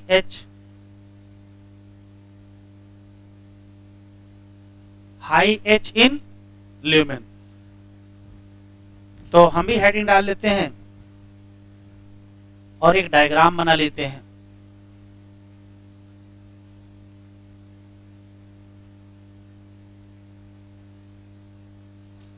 mechanism of generation of proton gradient, या ऐसा कौन सा तरीका है कि हाई H+ हो जाए किसमें, ल्यूमेन में। इसको समझने के लिए एक डायग्राम बनना है, जो एनसीईआरटी में बना वही बनाना है। बना लीजिए, फिर एक्सप्लेन करते हैं। देखें, असली सवाल ये है कि मान लेते हैं कि ये थाइलेक्वाइड है, तो थाइलेक्वाइड की इतनी मोटी मेम्ब्रेन, और ये जगह कौन सी है, ये जगह ल्यूमेन है। ये आपको पहले से ही पता है कि ल्यूमेन में H ज्यादा होते, स्ट्रोमा में H कम होते। तो भाई जहां H ज्यादा होंगे वहां pH भी तो कम होगा, तो कॉमन सेंस है, यहाँ H ज्यादा तो pH कम, यहाँ H कम तो pH ज्यादा। असली सवाल ये है कि आखिर स्ट्रोमा में कम क्यों है या ल्यूमेन में ज्यादा क्यों है। इसका आपको जवाब मिलेगा। 3 देखो क्या है। पहला सवाल ये है कि आपको पहले से ही पता है कि जब नॉन साइक्लिक इलेक्ट्रॉन ट्रांसपोर्ट करते हैं तो देखो होता क्या है भाई। PS2 से इलेक्ट्रॉन निकलता है, प्लास्टोक्यूनॉन के पास जाता है, साइटोक्रोम B6 के पास, फिर F के पास, प्लास्टोसाइनिन के पास, PS1 के पास, फिर रिडॉक्सिन के पास, FNR के पास और NADP प्लस के पास पहुंचता है, जिससे NADP प्लस रिड्यूस हो जाता है और रिड्यूस होके किसमें कन्वर्ट हो जाता है, NADP H प्लस में। तो रिड्यूस होने में लगेंगे क्या, H प्लस लगेंगे। H प्लस कहां से लाओगे, तो ये H प्लस स्ट्रोमा के यूज हो जाते हैं। क्यों, ये जो NADP रिडक्टेज एंजाइम है ये बाहर की तरफ पाया जाता है, स्ट्रोमा की तरफ, तो ये स्ट्रोमा के ही H प्लस यूज करेगा और NADP प्लस को रिड्यूस करेगा। तो इसका मतलब है कि स्ट्रोमा में H प्लस क्या हो जाएंगे, कम। तो स्ट्रोमा में कम तो ल्यूमेन में रिस्पेक्ट में क्या हो जाएंगे, ज्यादा। क्लियर है यहाँ तक। तो जब ये इलेक्ट्रॉन ट्रांसपोर्ट होता है और फाइनली NADP प्लस को रिड्यूस करके NADPH बनाया जाता है तो यूज हो जाते हैं H प्लस कहां से, स्ट्रोमा से। तो स्ट्रोमा में क्या हो जाएंगे, कम। एक बात। दूसरा, जब ये इलेक्ट्रॉन ट्रांसपोर्ट कर रहे थे और सब कुछ सही चल रहा था, वहां रिडक्शन भी हो रहा था, तो एक नई घटना हो गई। क्या नई घटना ये हो गई कि जो प्रोटॉन H प्लस कहां पड़ा था, स्ट्रोमा में पड़ा था, वो भी कहां रिलीज हो गया, ल्यूमेन में। कैसे, जरा देखो। तो हुआ ये कि PS2 का इलेक्ट्रॉन जब प्लास्टोक्यूनॉन के पास गया तो इससे कहा गया था कि आप अपना इलेक्ट्रॉन किसको दे देना, साइटोक्रोम B6 को, लेकिन इसने दिया नहीं। इसने एक हाइड्रोजन कैरियर को दे दिया। उसने क्या किया, बाहर से प्रोटॉन उठा के अपने में बाइंड कर लिया। तो PQ किस में कन्वर्ट हो गया, PQH2 में कन्वर्ट हो गया। लेकिन जल्दी इसको एहसास हुआ कि नहीं, इलेक्ट्रॉन हमारा नहीं, इसको आगे देना है। तो जल्दी में क्या किया इसने, इलेक्ट्रॉन तो दे दिया किसको, साइटोक्रोम B6 को, और अगर जो इसके पास प्रोटॉन था उसको कहां रिलीज कर दिया। जैसे मान लो कोई चोर है, चोरी करके भाग रहा है और उसको लगा कि अब हम पकड़े जाएंगे, तो क्या करेगा, वो जो सामान चोरी किया होगा वहीं फेंक के भाग जाएगा। अब ये उठाया कहां से था, स्ट्रोमा से, तो इसको डालना कहां चाहिए था, स्ट्रोमा। तो क्या फिर वापस वहां डालने जाए। PS1 कह रहा इलेक्ट्रॉन तुमको दिए थे, तुम आगे बढ़ाओ, क्या कर रहे हो। तो कहा ठीक है आगे पहुंचा रहे हैं। तो इलेक्ट्रॉन तो आगे दिया और प्रोटॉन कहां छोड़ दिया, ल्यूमेन में। तो प्रोटॉन ल्यूमेन में अगर छोड़ोगे, ल्यूमेन में H प्लस क्या हो जाएंगे, ज्यादा। तो दूसरी गड़बड़ी हो गई। क्या, जब इलेक्ट्रॉन का ट्रांसपोर्ट कर रहे थे तो प्रोटॉन पंप कर दिए गए, कहां से कहां, प्रोटॉन पंप कर दिए गए स्ट्रोमा से ल्यूमेन में। तो ल्यूमेन में क्या कर जाएंगे, बढ़ जाएंगे। दूसरा कॉन्सेप्ट। तीसरा देखो, पहले से ही पता है कि PS2 वो जगह है जहां वाटर टूटेगा। तो वाटर टूटने के बाद क्या बनता है, H प्लस बनेगा कि नहीं बनेगा। इलेक्ट्रॉन किसको मिल जाएगा, इलेक्ट्रॉन तो PS2 को मिल जाएगा। तो H प्लस कहां गिरेगा, ल्यूमेन में। तो H प्लस और ऑक्सीजन दोनों कहां रिलीज हो गए, ल्यूमेन में ही तो रिलीज हो गए। तो प्रोटॉन की स्प्लिटिंग से जो वाटर की स्प्लिटिंग से जो प्रोटॉन निकलता है वो भी कहां गिरा, ल्यूमेन में। तो ल्यूमेन में H प्लस बढ़ने के 3 बड़े कारण। पहला, वाटर की स्प्लिटिंग PS2 पर हुई, वो अंदर की तरफ था, उसने प्रोटॉन अंदर छोड़ दिया, ठीक है, एक कारण। दूसरा, जब इलेक्ट्रॉन का ट्रांसपोर्ट कर रहे थे तब प्रोटॉन को उठा लिया गया कहां से, स्ट्रोमा से, और कहां छोड़ दिया गया, ल्यूमेन, फिर बढ़ गया। तीसरा, जो बची कुछ कसर थी वहां पूरी हो गई, स्ट्रोमा का H प्लस क्या हो गया, यूज हो गया, तो वहां कम हो गया। तो बताओ प्रोटॉन ग्रेडियंट के क्या क्या क्या कारण हैं, 3 कारण। पहला कारण यह है स्प्लिटिंग ऑफ वाटर से जो प्रोटॉन रिलीज होगा वो अंदर की तरफ रिलीज हो जाएगा। दूसरा कारण है जब इलेक्ट्रॉन ट्रांसपोर्ट कर रहे थे तो प्रोटॉन पंप हो गया, कहां से कहां, स्ट्रोमा से ल्यूमेन। और तीसरा कारण, स्ट्रोमा के H प्लस क्या हो गए, यूज हो गए। इन तीनों कारणों का एक ही असर होगा कि यहाँ H ज्यादा हो जाएंगे और यहाँ H कम हो जाएंगे। कॉन्सेप्ट क्लियर है, लिखो। Reason of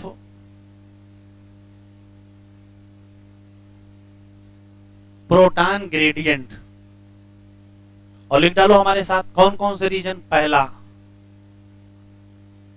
water splitting eight inner side, इसी नाते H प्लस रिलीज एट कहां, ल्यूमेन। इनर साइड का मतलब कहां पर हो रहा है, PS2 पे हो रहा है। अच्छा, दूसरा कारण प्रोटॉन पंप कर दिए गए, कहां से कहां, तो कहोगे स्ट्रोमा टू ल्यूमेन। कब, when electron transport by carrier, electron carrier electron transport कर रहे थे, एक और काम कर दिए, क्या, प्रोटॉन को पंप कर दिए, किसमें, ल्यूमेन में। ठीक, और ये काम किसने किया, PQ ने किया। ठीक है, और तीसरा H plus of stroma use हो गए, किसमें बेटा, यूज इन रिडक्शन ऑफ, क्या कहोगे, NADPH plus H, reduction of NADP plus into किसमें, NADPH प्लस H प्लस। तो अभी तक ये समझ में आ चुका होगा कि प्रोटॉन ग्रेडियंट बना कैसे। क्लियर है यहां तक। अब आखिरी चीज है कि चलो भाई प्रोटॉन ग्रेडियंट बन के तैयार है, तो क्या किया जाए, ATP बना लिया जाए। तो ATP कैसे बनेगी, अभी पीछे बताया गया है कैसे बनेगी। जब प्रोटॉन का ग्रेडियंट टूटेगा, और कैसे टूटेगा, जब प्रोटॉन चलेंगे H प्लस कहां से कहां, ल्यूमेन से स्ट्रोमा आएंगे, किसके थ्रू, ATP सिंथेस। तो साइड हेडिंग डालो, मैकेनिज्म ऑफ ATP सिंथेसिस। चलो फिर से देख लो एक बार। ल्यूमेन में H प्लस ज्यादा इकट्ठा होते हैं, उसके 3 कारण। पहला, वाटर की स्प्लिटिंग अंदर की तरफ हुई, इसी नाते H प्लस अंदर रिलीज हो गया, बात खत्म। दूसरा, जब ये इलेक्ट्रॉन का ट्रांसपोर्ट कर रहे थे तो प्रोटॉन पंप कर दिया गया, कहां, ल्यूमेन में, किसके द्वारा, इलेक्ट्रॉन कैरियर के द्वारा। और तीसरा, ये जब रिडक्शन कर रहे थे तो H प्लस यूज हो गया, कहां से, स्ट्रोमा से। अंततः स्ट्रोमा में कम और ल्यूमेन में ज्यादा, ग्रेडियंट बन के तैयार है। अब टूटेगा तो ATP बनेगा, तो देखो कैसे टूटेगा। साइड हेडिंग डालिए, मैकेनिज्म। अच्छा, क्वेश्चन यहां और है, जरा बताओ, इतने सारे स्ट्रक्चर हैं, इसमें से कौन बाहर की तरफ, कौन अंदर की तरफ,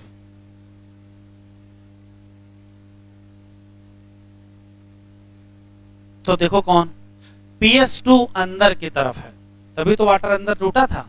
PS2 अंदर की तरफ, PQ बाहर की तरफ, PQS2 अंदर की तरफ, साइटोक्रोम B6F अंदर की तरफ, प्लास्टोसाइनिन अंदर की तरफ, PS1 बाहर की तरफ, फेरिडॉक्सिन बाहर की तरफ, FNR बाहर की तरफ। तो ये लिख लो पहले,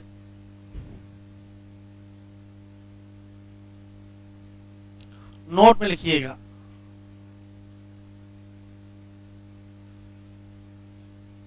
eight inner side of membrane, बताओ बेटा, तो अंदर की तरफ है PS2 और कौन है? PS2 अंदर की तरफ है, PQS2 अंदर की तरफ है, साइटोक्रोम B6F अंदर की तरफ है, और PC मतलब प्लास्टोसाइनिन अंदर की तरफ, बाहर की तरफ।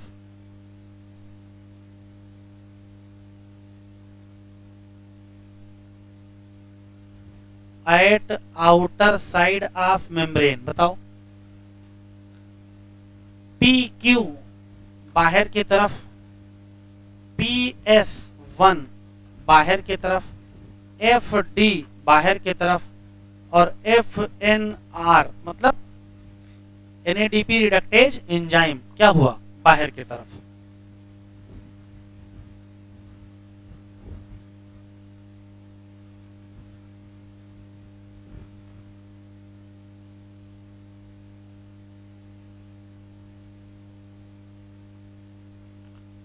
कौन अंदर की तरफ, कौन बाहर की तरफ? PS2 अंदर, PQS2 अंदर, B6F अंदर, PC अंदर, बाकी सब बाहर। कौन बाहर? PQ बाहर, PS1 बाहर, FD बाहर, FNR या NADP रिडक्टेज बाहर। चलो अब वापस आ जाओ, लिख लिया है?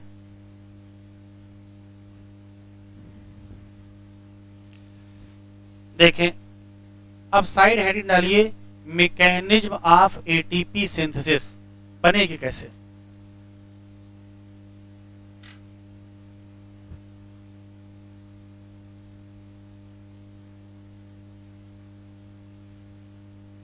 देखो बेटा, अभी जो हम लोग पढ़ चुके हैं बस उसी को दोबारा रिवाइज करना है। क्या कि अगर ल्यूमेन में H+ ज्यादा है तो बाहर स्ट्रोमा में H+ कम होंगे। यहां मोर H+ और यहां,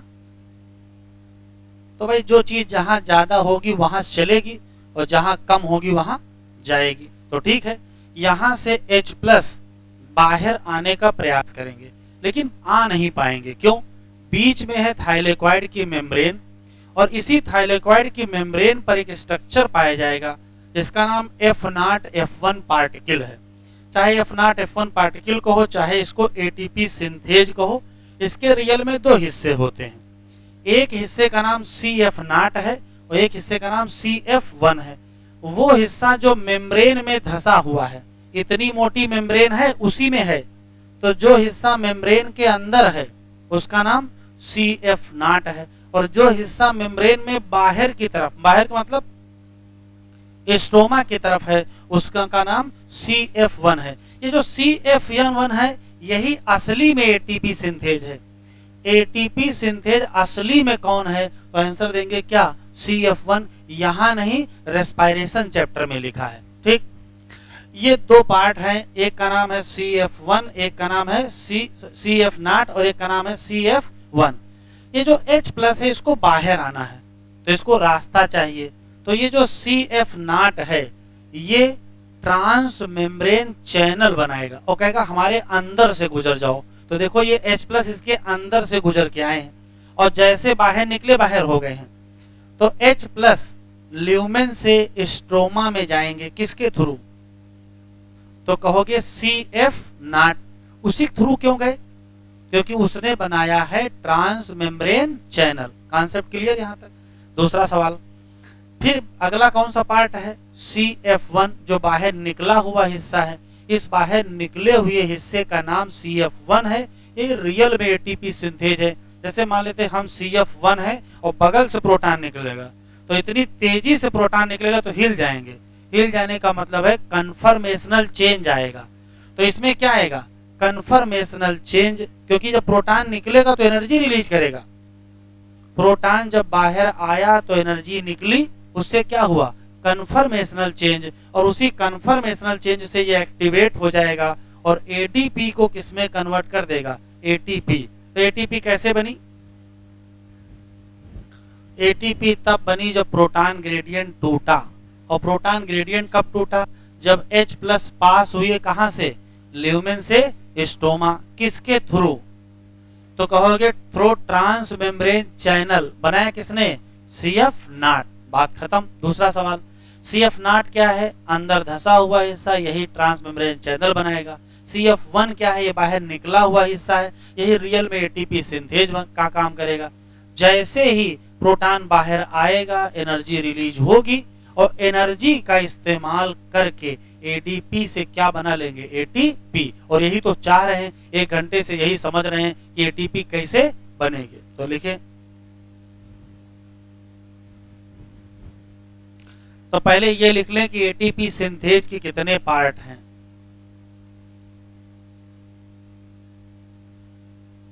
तो एटीपी सिंथेज के 2 पार्ट हैं, एक का नाम है CF नाट और एक का नाम है CF1। दोनों में अंतर है। ये धंसा हुआ है, एम्बेडेड इन, लिखते चलें, थाइलेक्वाइड मेम्ब्रेन। और ये क्या बनाएगा? बनाएगा ट्रांस मेम्ब्रेन चैनल। और किसके लिए बनाएगा? For passing out H+। और ये क्या है? ये बाहर निकला हुआ है, प्रोट्रूडेड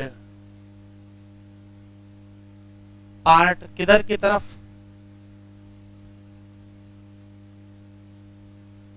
टुवर्ड आउटर साइड, या इसको हम कहेंगे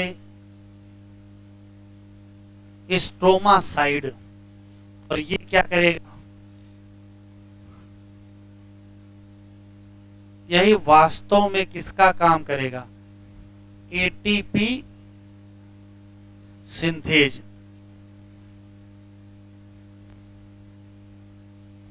या यही क्या होगी?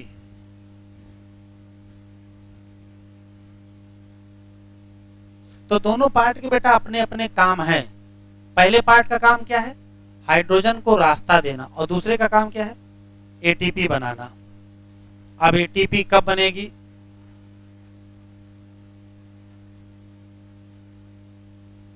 तो एटीपी सिंथेसिस में नियम है, क्या क्या होगा? तो सबसे पहले H+ मूव फ्रॉम, कहां से कहां? Lumen to stroma. किसके थ्रू? तो कहोगे ट्रांस मेम्ब्रेन चैनल। बनाया किसने? Of CF naught. ये जो प्रोटॉन मूव करते हैं ये फैसिलिटेटेड हैं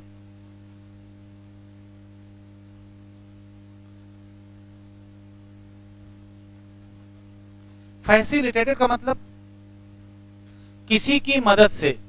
फैसिलिटेट का मतलब सुविधा। तो किसने मदद किया? इसने CF नाट ने मदद किया। और डिफ्यूजन का मतलब क्यों? पैसिव की एक्टिव। तो हाई से लो आ रहे हैं तो क्या होंगे? पैसिव होंगे। उसका रिजल्ट क्या होगा? एनर्जी रिलीज, इसी H+ मूवमेंट के नाते। उससे क्या होगा? Conformational change. किसमें? CF1 में। CF1 में। उसी के बाद फिर क्या बन जाएगी?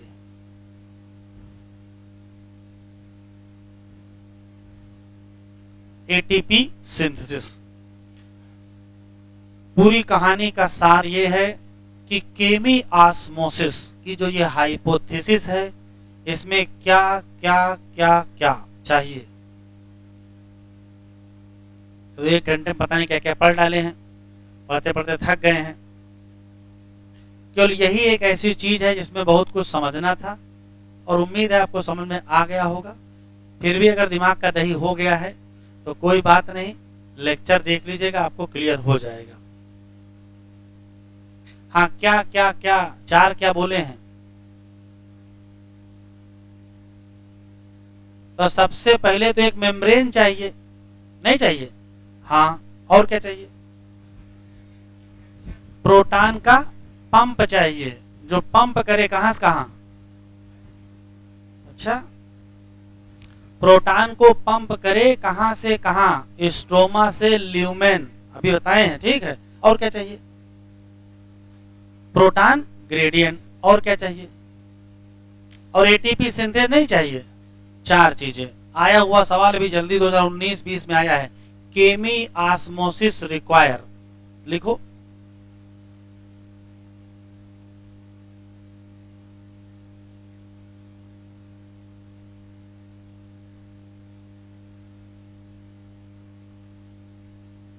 तो आंसर क्या देंगे? चार चीजें चाहिए। मेम्ब्रेन चाहिए, प्रोटॉन पंप चाहिए, प्रोटॉन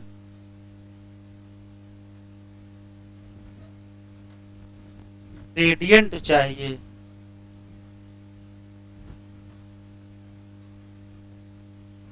एटीपी सिंथेज चाहिए। मेम्ब्रेन क्यों चाहिए? उसी के एक क्रॉस तो सारी कहानी चल रही। पंप क्यों चाहिए? ये H+ को पंप करेंगे कहां से कहां? Stroma to lumen. और ग्रेडियंट क्यों चाहिए? वही तो टूटेगा तभी तो एटीपी बनेंगे। तो ये चाहिए क्योंकि इसका क्या होना है? ब्रेकडाउन, और तभी क्या बनेगी? एटीपी। और सिंथेज क्यों चाहिए? तो सिंथेज इस नाते चाहिए कि वो रास्ता दिखाएगा कि भाई बाहर निकल के आओ, और वही क्या बनवाएगा? एटीपी। सब पूछा जा चुका है।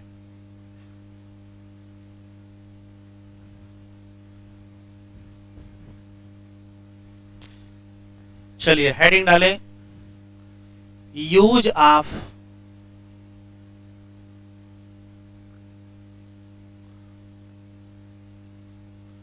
एटीपी एंड NADPH, ये हेडिंग है। तो कॉन्सेप्ट ये है, हमारे साथ ही लिखेंगे कि लाइट रिएक्शन जब होगी तो इसके मिलेंगे प्रोडक्ट, और प्रोडक्ट तीन होंगे।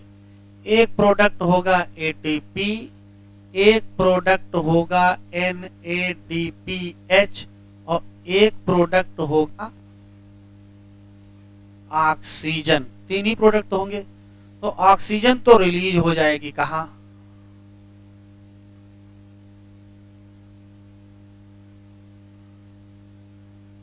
एटमॉस्फेयर में।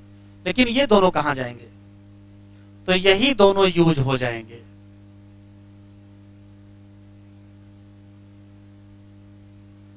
Use in biosynthetic phase.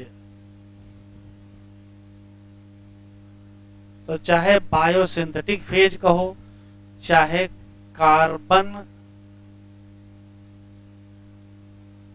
Reaction कहो, और चाहे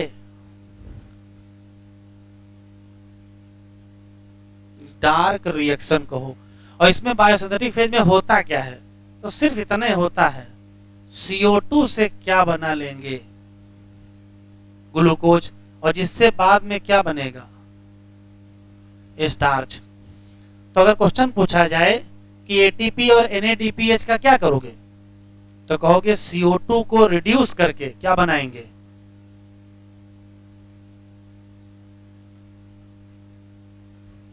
CO2 को रिड्यूस करके ग्लूकोज बनाएंगे। इसी नाते इन दोनों को कहा जाता है रिड्यूसिंग पावर या इसका एक और नाम है एसिमिलेटरी पावर।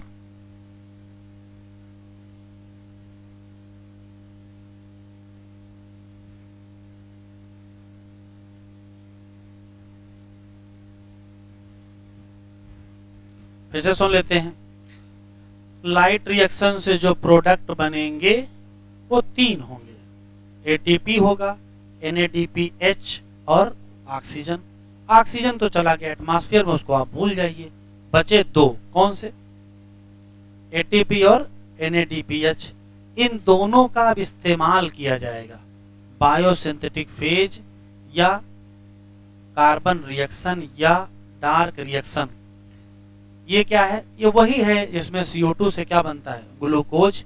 प्रोसेस का नाम रिडक्शन। इसी नाते इन दोनों को क्या कहते हैं? रिड्यूसिंग पावर या एसिमिलेटरी पावर। ये बताओ, डार्क रिएक्शन लाइट पर डिपेंड है कि नहीं है?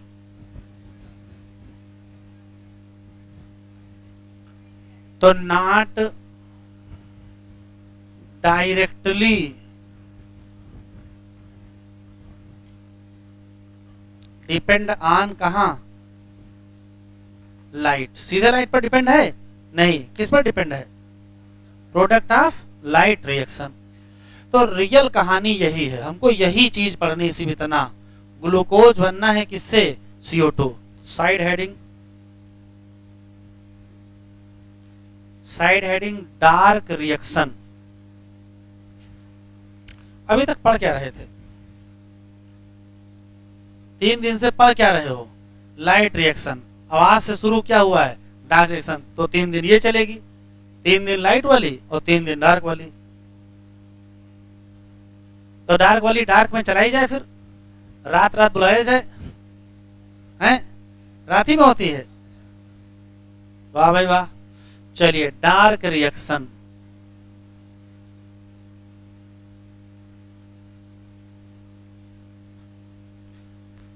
कुछ भी लिखेंगे नहीं, केवल सुनेंगे। और यहां जितना लिखेंगे अगर उसको आप याद कर लेंगे तो प्रीवियस ईयर के लगभग लगभग सारे क्वेश्चन सही होंगे डार्क रिएक्शन के।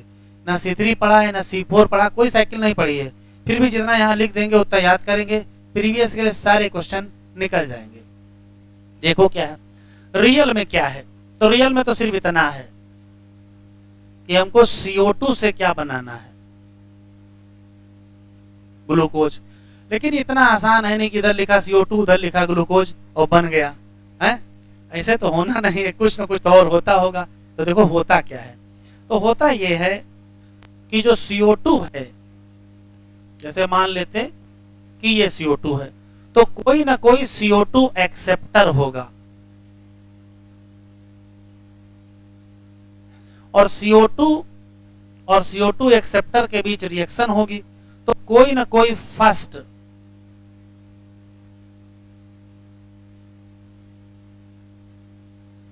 स्टेबल प्रोडक्ट बनेगा और इसी फर्स्ट स्टेबल प्रोडक्ट से फाइनली क्या बनेगा?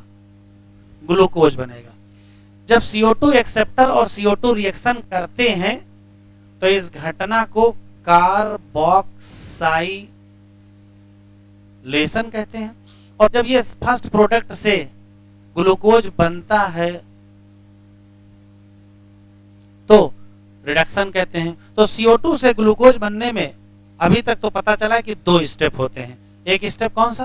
कार्बोक्सिलेशन। और एक कौन सा? रिडक्शन। लेकिन जब जब कार्बोक्सिलेशन करोगे तब तब कोई ना कोई क्या लगेगा? एंजाइम लगेगा।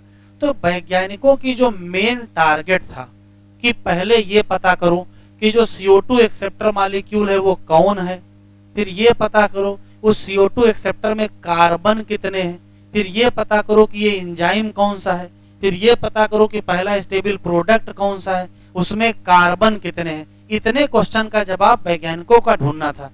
तो देखो क्या जवाब मिला।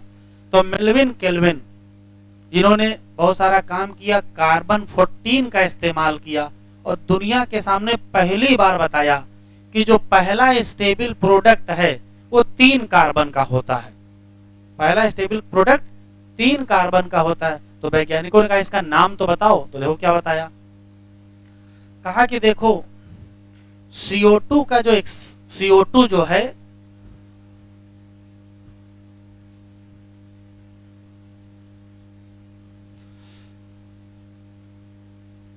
इसका जो CO2 एक्सेप्टर है वो है RUBP। अभी फुल फॉर्म लिख देंगे, रिबुलोज बाई फास्फेट या बिस फास्फेट कहते हैं। कहा यही जब दोनों रिएक्शन करेंगे तो बनेगा पहला स्टेबल प्रोडक्ट जिसका नाम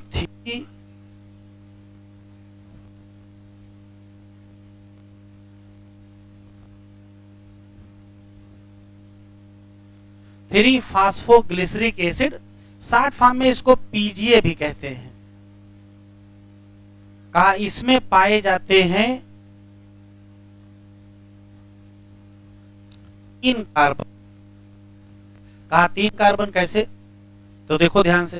कहा भाई देखो इसमें है 1 कार्बन,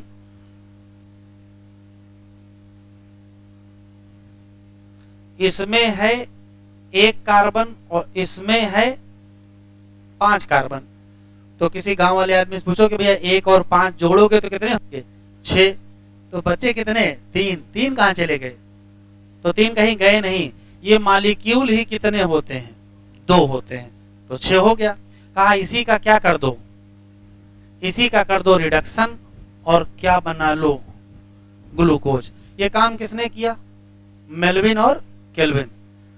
फिर वैज्ञानिकों को जब ये पता चला, देखो बेटा बतियाओ नहीं वरना हम केवल निपटा देंगे, जान नहीं पाओगे क्या छोड़ दिए, ठीक है सुन लो, ये तो जान ही नहीं पाओगे क्या छोड़ दिए हैं। सुन लो, मेल्विन और केल्विन ने कार्बन 14 का इस्तेमाल किया, एल्गल फोटोसिंथेसिस पर काम किया, पूरी दुनिया को घूम घूम के बताए कि देखो हमने क्या खोजा है, 3 कार्बन का पहला स्टेबल प्रोडक्ट जिसका नाम PGA है, ठीक है। उसी से क्या बनेगा, बाद में ग्लूकोज बनेगा। तो कुछ वैज्ञानिकों को बुरा लग गया, भाई कहा यही सब कुछ खोजेंगे, कुछ हम भी खोजेंगे। तो सारे वैज्ञानिक कुछ और खोजना शुरू किए कि पता करो एक एक पौधे को क्या सब में ये 3 कार्बन वाला बनता है। तो उनके हाथ में आ गया गन्ना, शुगर केन, ठीक है। उसमें जब पता किया तो पता चला कि पहला स्टेबल प्रोडक्ट 3 कार्बन का नहीं बनता है। तब वो फोन किए मेल्विन केल्विन को कि बहुत उड़ रहे थे, सबको बता रहे थे 3 कार्बन 3 कार्बन, ये देखो मिल गया क्या, 4 कार्बन। तो 4 कार्बन वाला प्रोडक्ट मिल गया। तो देखो कौन सा प्रोडक्ट था, तो फिर से क्या लिया गया, CO2 लिया गया, उसका एक्सेप्टर पता चला दूसरा है PEP, और दोनों में क्या हुआ, रिएक्शन। तो पहला जो प्रोडक्ट मिला उसका नाम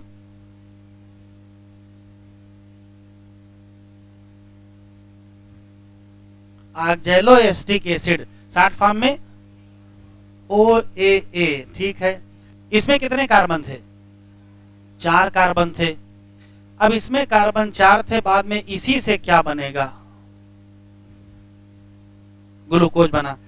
अच्छा वैज्ञानिकों ने कहा ये तो बताओ कि यहाँ कोई एंजाइम तो लगेगा ही, यहाँ कोई एंजाइम तो लगेगा ही, क्योंकि ये घटना कौन सी है, कार्बोक्सिलेशन। छापने में ध्यान न दो, छाप घर में लेना, समझ लो, वरना छपा तो रह जाएगा, याद नहीं रहेगा, जान लो। तो लिखो नहीं, देखो यहाँ एंजाइम लगेगा, एंजाइम का नाम। तो यहां जो एंजाइम लगा है उसका नाम रुबिस्को, और यहां जो एंजाइम लगा है उसका नाम PEP केज, पेपकेज कहते हैं। इस केस में पहला प्रोडक्ट 3 कार्बन का, इस केस में पहला प्रोडक्ट 4 कार्बन का, यहां भी ग्लूकोज बना, यहां भी ग्लूकोज बना। तो फिर आपस में सबका समझौता हुआ और ये तय हुआ कि ये मान लिया जाए कि दुनिया में पौधे 2 प्रकार के हैं। कुछ ऐसे पौधे हैं जिनका पहला स्टेबल प्रोडक्ट 3 कार्बन का है, उनका नाम क्या रखोगे, C3 प्लांट रखोगे, और उनकी फोटोसिंथेसिस के पाथवे को C3 साइकिल रखोगे। और जिसमें पहला 4 नंबर का बनेगा उनको C4 कहोगे, और पाथवे कौन सा होगा, C4। तो जिनमें जिनमें PGA बन गया, फास्फोग्लिसरिक एसिड बन गया, ऐसे प्लांट का नाम C3 प्लांट, और पाथवे का नाम C3 पाथवे। और जिनमें जिनमें पहला स्टेबल प्रोडक्ट 4 कार्बन का बन गया, ऐसे प्लांट का नाम C4 प्लांट, और ऐसे पाथवे को C4 पाथवे। हमको सिर्फ 3 क्वेश्चन का जवाब दे दीजिए। C3 प्लांट में CO2 एक्सेप्टर कौन है? RUBP। प्राइमरी प्रोडक्ट कौन है? Phosphoglyceric acid. और एंजाइम कौन है? रुबिस्को। और C4 प्लांट में एक्सेप्टर कौन है? PEP। इसमें कितने कार्बन? 1 कार्बन। इसमें कितने कार्बन? 3 कार्बन। तो हाँ बताओ, इसमें एक्सेप्टर कौन? PEP। एंजाइम कौन? पेप्केज। प्रोडक्ट कौन? Oxalo acid. यही 6 क्वेश्चन आपको याद रखना है। C3 के 3 सवाल। एक्सेप्टर कौन? एंजाइम कौन? प्रोडक्ट कौन? एक्सेप्टर RUBP, एंजाइम रुबिस्को, और प्रोडक्ट PGA। और C4 के 3 क्वेश्चन। एक्सेप्टर PEP, ठीक है, कितने कार्बन? 4 कार्बन के 3 कार्बन। और प्रोडक्ट 4 कार्बन, और एंजाइम पेप्केज। फॉर C3 प्लांट हमें 3 क्वेश्चन का जवाब दें। पहला,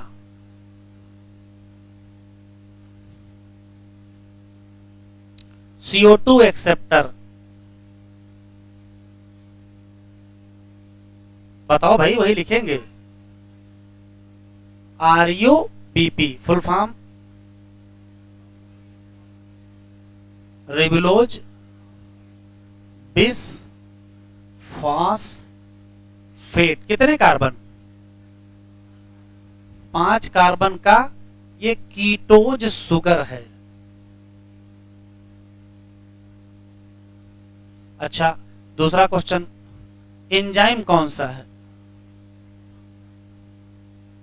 तो एंजाइम है रुबिस्को। फुल फॉर्म लिखा देंगे आगे। और पहला stable product, first stable product बताओ। तो आंसर देंगे PGA। कितने कार्बन का? 3 कार्बन। चलो, फॉर C4 प्लांट बताओ। CO2 एक्सेप्टर, यहां सब प्राइमरी लिखा है, जानते हो क्यों? जो C4 पौधे होते हैं उसमें CO2 2 बार फिक्स होती है। तो जब 2 बार फिक्स होगी तो ये पूछेगा पहली बार जो फिक्स होगी उसका नाम प्राइमरी। तो प्राइमरी CO2 एक्सेप्टर बताओ। तो आंसर देंगे PEP full form phosphoenolpyruvate. दूसरा क्वेश्चन, हाँ कितने कार्बन? और दूसरा है एंजाइम बताओ। तो PEP केज। और फर्स्ट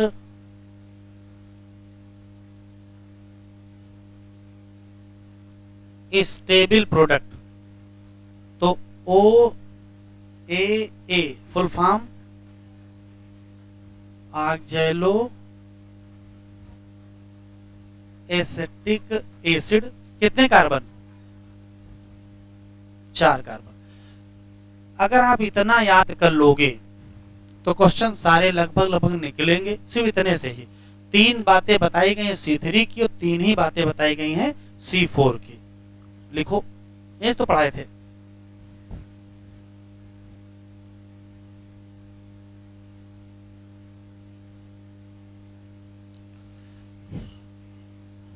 और हाईलाइट करें। करा, let us now try and understand how actually ATP synthesize in chloroplast. तो केमी ऑस्मोटिक हाइपोथेसिस एक्सप्लेन करेगी। हाईलाइट करो क्या? मैकेनिज्म। लेकिन रेस्पिरेशन और फोटोसिंथेसिस दोनों में एटीपी बनेगी। कैसे बनेगी? तो अब हाईलाइट करें। लिखा है development of proton gradient across membrane. बस मेम्ब्रेन कौन सी होगी? तो अगर क्लोरोप्लास्ट में है तो थाइलॉइड थाइलेक्वाइड होगी। प्रोटॉन एक्यूमुलेट करेंगे toward inner side of membrane, मतलब कहाँ, ल्यूमेन। रेस्पायरेशन में प्रोटॉन कहाँ एक्यूमुलेट करेंगे, इंटर मेम्ब्रेन स्पेस। ये सब बता चुके हैं, अभी आज ही पढ़ाए हैं। जब माइटोकांड्रिया पर इलेक्ट्रॉन मूव करते हैं किसके through, ATS. To understand what is the cause of proton gradient, तो प्रोटॉन ग्रेडियंट का क्या कारण है, तो देखो कह रहा है हमको समझना पड़ेगा फिर से क्या, वही इलेक्ट्रॉन ट्रांसपोर्ट। तो पहला कारण बताओ क्या है, तो पहला कारण तो यही है, स्प्लिटिंग ऑफ वाटर मॉलिक्यूल किधर होती है, अंदर की तरफ होती है। इसी नाते प्रोटॉन या हाइड्रोजन कहाँ गिरेंगे, तो ल्यूमेन में ही तो गिरेंगे, बात खत्म। ये वही डायग्राम है जो बनाए थे।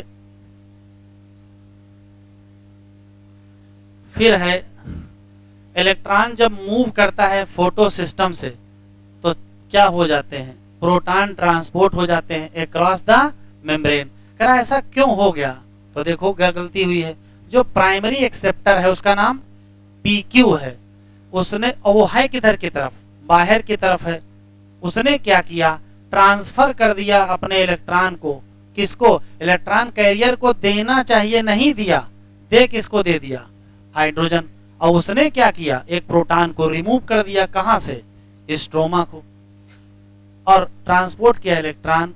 When this molecule pass its electron to the electron carrier, कहां, इनर साइड ऑफ मेम्ब्रेन। तो जो चोरी का सामान था कौन सा, प्रोटॉन, वो भी कहां रिलीज कर दोगे, inner side.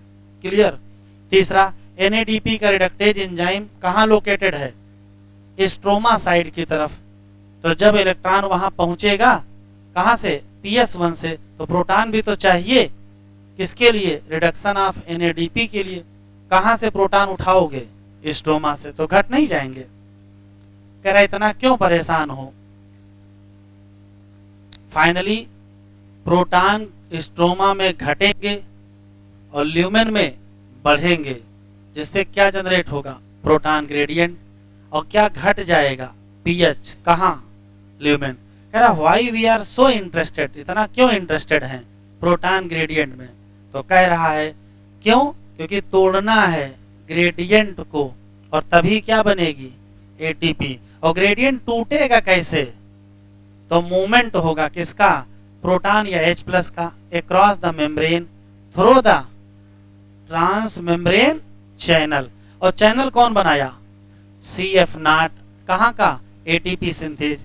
ATP synthase enzyme के दो हिस्से हैं, एक का नाम CF0 जो इम्बेडेड है कहां, मेम्ब्रेन, और यही क्या बनाएगा, ट्रांस मेम्ब्रेन चैनल, जो फैसिलिटेट करेगा क्या, डिफ्यूजन। दूसरा कौन सा पार्ट है, CF1 जो प्रोट्रूड है कहां, आउटर सरफेस, यही फेस करेगा किसको, स्ट्रोमा की तरफ। जब ब्रेकडाउन होगा ग्रेडियंट का तो क्या मिलेगी, एनर्जी। कौन सा चेंज आएगा, कन्फर्मेशनल चेंज, कहां आएगा, CF1, तभी क्या बनेगी, ATP बनेगी। क्लियर। और ATP सिंथेज एक्टिवेट हो जाएगा और वो क्या बना देगा, ढेर सारी ATP। ये आया हुआ सवाल नीट में है। केमी ऑस्मोसिस को क्या चाहिए, तो क्या चाहिए, मेम्ब्रेन, क्या चाहिए, पंप, क्या चाहिए, प्रोटॉन ग्रेडियंट, और क्या चाहिए, फिर वही कहानी शुरू हो गई, एनर्जी चाहिए पंप करने के लिए टू क्रिएट प्रोटॉन ग्रेडियंट। फिर क्या है, ATP synthase channel allow diffusion enough energy, फिर से ATP। जो बात यहाँ लिखी वही बात यहाँ लिखी है। NADPH और जो ATP बनाओगे उसका करोगे कहाँ, तो देखो लेगा कहाँ यूज करोगे, बायोसिंथेटिक रिएक्शन में यूज करेंगे, रिस्पांसिबल फॉर फिक्सिंग CO2 और सिंथेसिस ऑफ शुगर। ये अगले लेक्चर पर पढ़ाएंगे फिर से दोबारा। मतलब अभी हम लोग को डिटेल में पढ़ना है C3 साइकिल और C4 साइकिल। जरा ये दो पैराग्राफ पढ़ लीजिएगा, जनरल कहानी यहाँ दी हुई है। अगले लेक्चर पर हम C3 साइकिल, C4 साइकिल और फोटो रेस्पायरेशन ये तीनों पढ़ाएंगे। ठीक है, अभी लेक्चर थोड़ी देर मिल जाएगा, PDF अभी बिल्कुल तुरंत मिलेगी, बस लिख लीजिएगा।